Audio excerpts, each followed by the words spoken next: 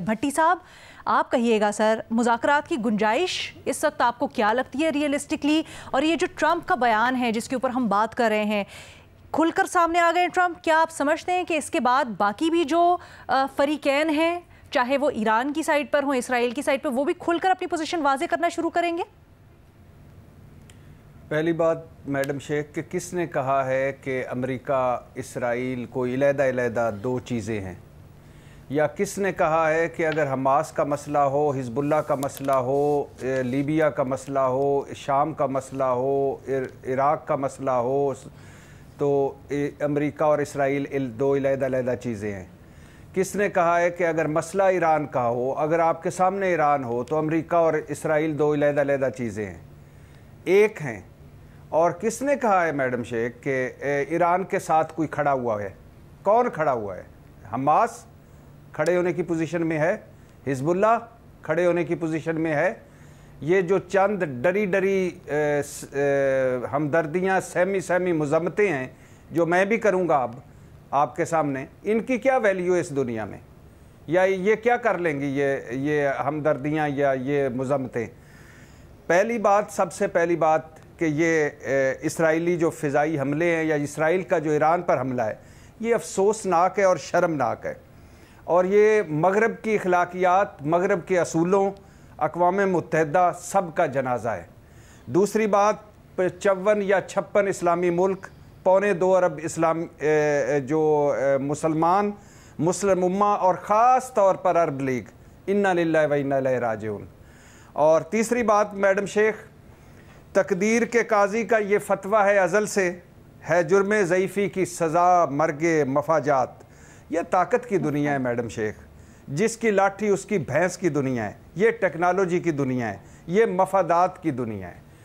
اور چوتھی بات میڈم شیخ، مجھے ایسا لگ رہا ہے کہ عرب لیگ، حماس، حزب اللہ، شام، لیبیا، عراق، لبنان، یمن کے بعد گریٹ ایران کا زوال شروع ہو گیا ہے۔ مجھے ایسا لگ رہا ہے کہ ایران کا جوہری پروگرام اب ایک خواب ہو جائے گا۔ ایران کی اسلام پسند حکومت کے جانے کا آغاز ہو گیا ہے میڈم شیخ، اور وہ انقلاب ایران، وہ خطے میں شان و شوکت والا ایران، وہ قصے کہانیاں اب سب ختم ہوتا دکھائی دے رہا ہے میڈم شیخ۔ اور اب میڈم شیخ ایران کے پاس محدود آپشن ہے، بلکہ کوئی ایک آدھ آپشن ہے۔ وہ کیا وہ اسرائیل پر حملہ کرنے کے قابل ہے؟ بالکل بھی نہیں ہے۔ یہ جو رینگتے، ہانپتے کانپتے ڈرونز ہیں، یہ کیا کر لیں گے؟ کیا ان کی ایران کے پاس کوئی فضائی طاقت ہے؟ کچھ بھی نہیں ہے۔ کیا دونوں کی سرحدیں ایک ہیں کہ ایک دوسرے سے لڑ سکیں؟ بالکل بھی نہیں۔ 1500 کلومیٹر کا قریب کا فاصلہ ہے۔ تو کیا اسرائیل کو نقصان پہنچائے گا ایران؟ بالکل بھی نہیں۔ کیا امریکہ کو نقصان پہنچانے کے قابل ہے؟ بالکل بھی نہیں۔ امریکہ اسرائیل کے سامنے کیا دفاع کرنے کے قابل ہے؟ بالکل بھی نہیں۔ کیا گوریلا جنگ لڑے گا کامیاب؟ وہ وقت گزر گیا، کوئی ایک آدھ حملہ کوئی خود لیفٹ رائٹ ہو جائے تو وہ علیحدہ بات ہے، ورنہ نہیں۔ کیا خطے کو انوالو کرے گا ایران؟ یہ آخری آپشن ہے ایک، کہ ارد گرد جتنے لوگ ہیں ان کو بھی اس میں انوالو کیا جائے، وہ ایک آخری آپشن رہ گیا ہے۔ تو میڈم شیخ آخری بات، اب امریکہ اور اسرائیل کی ٹرمز پر مذاکرات ہوں گے، اور مذاکرات کرنے میں اب امریکہ اور اسرائیل کو کوئی جلدی بھی نہیں ہے۔ وہ اور حملے کریں گے، وہ اور ہیمیولیٹ کریں گے ایران کو، وہ اور ایز وی اسپیک اس وقت رپورٹ یہ ہو رہا ہے کہ مختلف حملے، متعدد حملے ہو رہے ہیں اسرائیل کی طرف سے ایران کے اندر، چھوٹے بڑے نوعیت کے۔ اعزاز آپ کہیے گا، بریک سے پہلے جیسے ہم نے سوال چھوڑا تھا، اسی کا آپ سے جواب چاہیں گے۔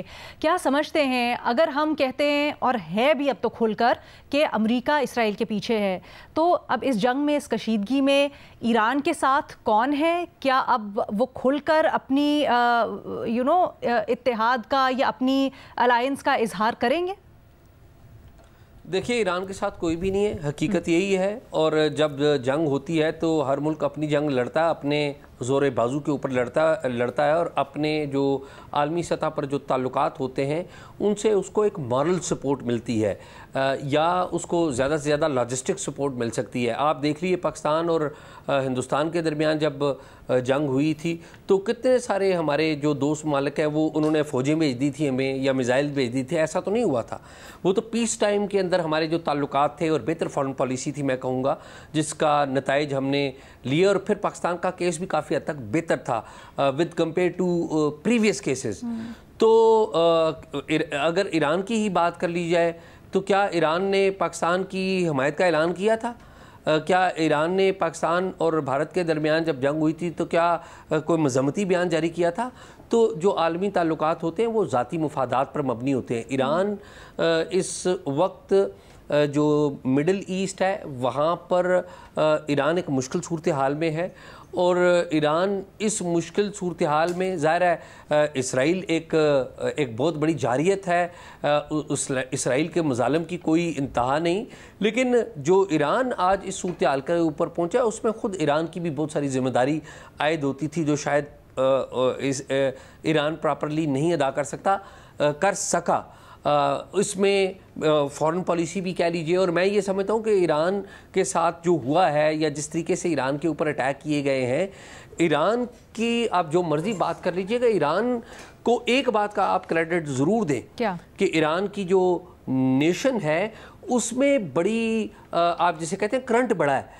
آپ یاد کریے کہ جنرل قاسم سلیمانی کے اوپر عراق میں اٹیک ہوا تھا, اس کا رسپانس ایرانی نیشن نے, میں گورنمنٹ کی بات نہیں کر رہا ہوں, ایرانی نیشن نے کس طریقے سے دیا تھا. گورنمنٹ نے وہ کام کیا جو ان کے محدود وسائل تھے, پابندیاں ان کے اوپر لگ چکی ہوئی ہیں. اب یہ جو مذاکرات کا جو چھٹا دور ہونے جا رہا ہے ابھی تک شیڈول ہے. بائی دا وے ابھی تک ایران نے یہ نہیں کہا کہ ہم اس مذاکرات میں شریک نہیں ہوں گے, امریکہ ابھی تک نہیں یہ بات کہی. اور اس میں ایران ابھی تک کیا چیز ایگری کر چکا ہوا ہے. یہ وہ باتیں ہیں جو رپورٹڈ ہے, نیو یارک ٹائمز اٹھا لے, واشنگٹن پوسٹ اٹھا لے, خود ایرانی